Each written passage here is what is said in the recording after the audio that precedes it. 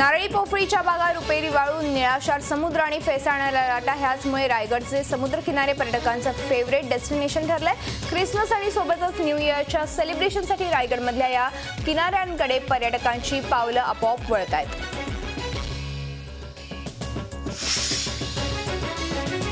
सिंधुदुर्ग ही पर्यटकांनी सध्या हाऊसफुल झालाय। सिंधुदुर्गातल्या तारकर्ली, देवबाग किनारपट्टीतील सर्वच हॉटेल्स बुक झाली आहेत। मालवणमधल्या सिंधुदुर्ग किल्ला स्नॉर्कलिंग तसंच स्कूबा डायव्हिंगलाही मोठा प्रतिसाद मिळतोय।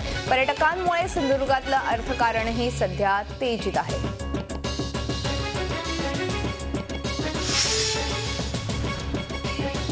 नववर्षाच्या स्वागताच्या तयारीची लगबग सगळीकडे पाहायला मिळते। मात्र सामाजिक भान राखत वरळीमधील तरुणांनी व्यसनमुक्तीचा संदेश देत नववर्षाचं स्वागत करण्याचं ठरवलंय। ह्यात या तरुणांनी स्वाक्षरी मोहीम राबवली आहे।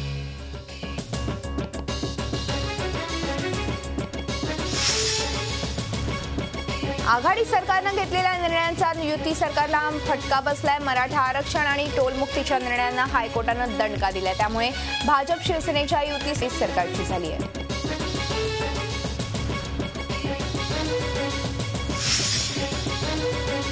निवडणुकीच्या तोंडावर आघाडी सरकारनं 44 टोल नाके बंद करण्याचा निर्णय घेतला खरा, मात्र मुंबई हायकोर्टाच्या एका निकालामुळे ही टोलमुक्ती संकटात सापडली आहे। नागपूर चंद्रपूर मार्गावरील ताडाली टोल नाका 1 डिसेंबरपासून बंद करण्याचा आदेश MSRDCने दिला होता।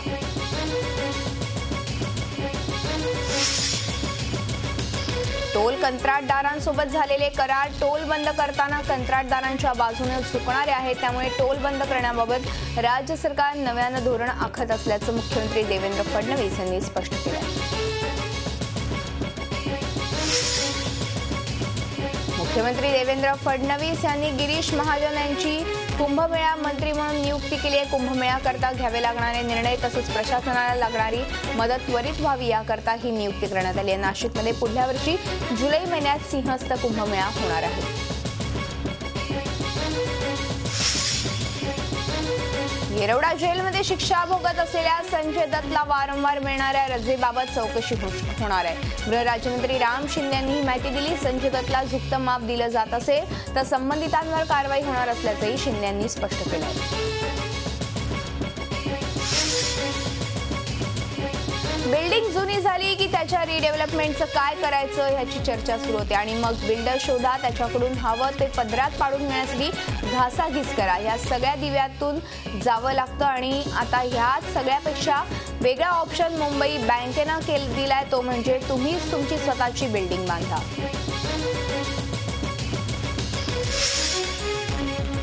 मुंबईतल्या भोईवाडा इथला स्वप्नपूर्ती गृहनिर्माण प्रकल्प बिल्डरच्या वेळखाऊ धोरणामुळे 10 वर्षांनंतरही पूर्ण झालेला नाही।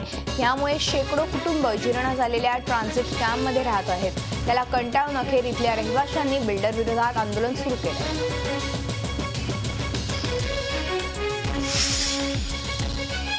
औरंगाबादच्या गोळवाडीत बोरवेलमध्ये पडलेल्या 4 वर्षांचा मुलाला वाचवण्यात यश आले। ऋतुराज डंगारे हा सकाळी खेळत असताना उघड्या बोरवेलमध्ये पडला होता। JCBच्या सहाय्यानं खड्डा खोदण्यात आला आणि त्यानंतर दोरी सोडून त्याला बाहेर काढण्यात यश आलं।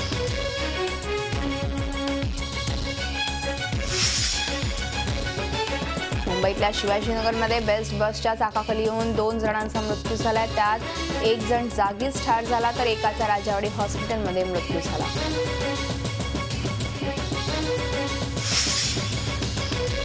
सायन पनवेल महामार्गावर गाडीच्या धडकेने एका महिलेचा मृत्यू झालाय, पण ह्याची कुणीही नोंद न घेतल्यानं त्या मृत महिलेच्या शरीरावरून जवळपास 50 वाहनं गेली, पण कोणतीही गाडी क्षणभरही थांबली नाही।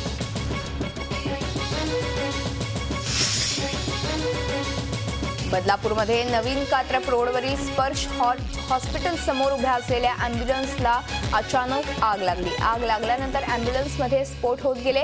आग लागताच अँब्युलन्समधला वाहन चालक बाहेर पडला। त्यामुळे आगीत सुदैवानं कोणतीही जीवितहानी झाली नाही।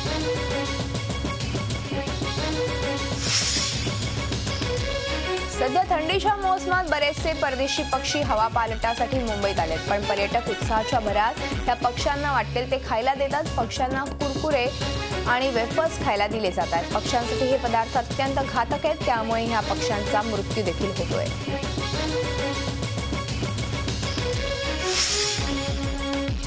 सूर्यापासून निघणाऱ्या रेडिएशनचा मानवाला धोका नाही, या रेडिएशनचा नासानं अभ्यास केलाय। नासाच्या अभ्यासातून रेडिएशनमुळे मानवाला धोका नसल्याचं समोर आलंय। मात्र या रेडिएशनमुळे GPS आणि दूरसंचार यंत्रणेचं नुकसान होण्याची शक्यता आहे।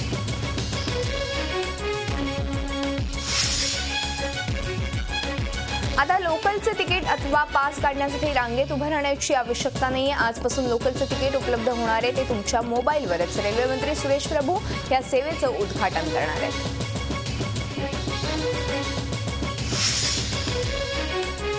मालाड रेल्वे स्टेशन येथील शौचालयांची दुरवस्था झाली आहे। शौचालयांची स्वच्छता नसल्यानं पुरुष आणि महिला प्रवाशांची गैरसोय होते। यामुळे रेल्वे प्रशासनाच्या विरोधात संतप्त प्रतिक्रिया उमटल्या आहेत।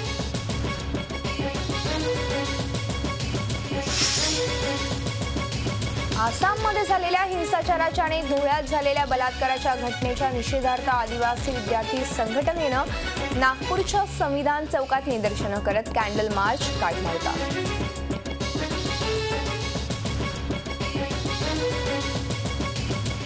आता पाहूया देशविदेशातील बातम्या, अर्थातच झटपट। जम्मू काश्मीरमध्ये पीडीपी आणि भाजपचं सरकार बनवण्यासाठी वाटाघाटी सुरू झाल्यात। सूत्रांच्या माहितीनुसार पीडीपीनं त्यासाठी 4 अटी घातल्यात। मात्र पीडीपी आणि भाजपच्या या हात मिळवणीवर काँग्रेसनं नाकं मुरडायला सुरुवात केली आहे। झारखंडच्या मुख्यमंत्रीपदाची माळ भाजपच्या रघुवर दास यांच्या गळ्यात पडली आहे। रांचीमध्ये झालेल्या भाजप संसदीय पक्षाच्या बैठकीत दास यांच्या नावावर शिक्कामोर्तब करण्यात आलं। पक्ष निरीक्षक JP नड्डा आणि विनय सहस्त्रबुद्धे यावेळी हजर होते। जम्मू काश्मीरमधील नवनिर्वाचित आमदार अशरफ मीर यांनी AK-47 घेऊन निवडणुकीला विजयोत्सव साजरा केलाय। मीर यांनी हातात केवळ AK-47 घेतली नाही तर त्यातून गोळीबार करून विजय साजरा केलाय। मीर यांनी सोनवारमधून जम्मू काश्मीरचे माजी मुख्यमंत्री ओमर अब्दुल्ला यांचा पराभव केला होता।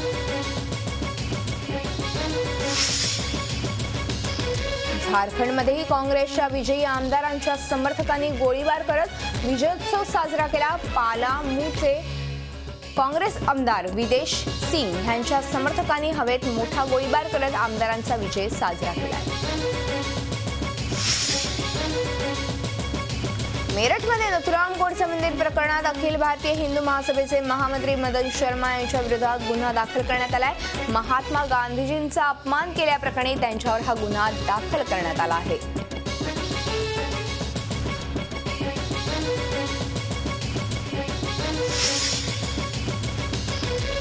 पाकिस्तानमधल्या पेशावर आर्मी पब्लिक स्कूलमध्ये गोळीबार करणाऱ्या संघटनेच्या म्होरक्याला पाकिस्तानी कमांडोंनी ठार मारलंय। सद्दाम असं या क्रूर कर्मा दहशतवाद्याचं नाव आहे। तो तहरीक-ए-तालिबानचा मुख्य कमांडर होता।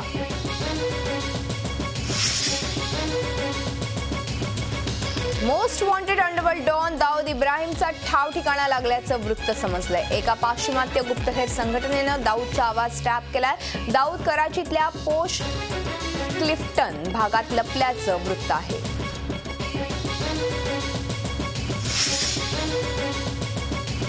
कोसोवोची राजधानी प्रिस्टिना इथे स्फोटकांनी भरलेली एक गाडी घेऊन हल्ला करण्याच्या प्रयत्नात असलेल्या एकाला कोसोवो पोलिसांनी अटक केली आहे।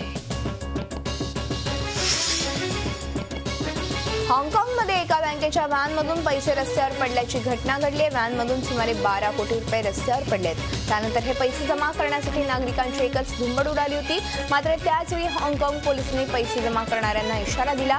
पैसे परत केले नाहीत तर खटला चालवण्याचा इशारा यावेळी पोलिसांनी दिला। इंडोनेशिया 2004 साली हिंदी महासागरात झालेल्या सुनामीत मृत्युमुखी पडलेल्या हजारो लोकांना श्रद्धांजली वाहण्यात आली। 26 डिसेंबरला या महाप्रलयाला 10 वर्ष पूर्ण झाली। इंडोनेशियाचे उपपंतप्रधान युसूफ काल्ला आणि त्यांच्या पत्नीनं मृतांना श्रद्धांजली वाहिली।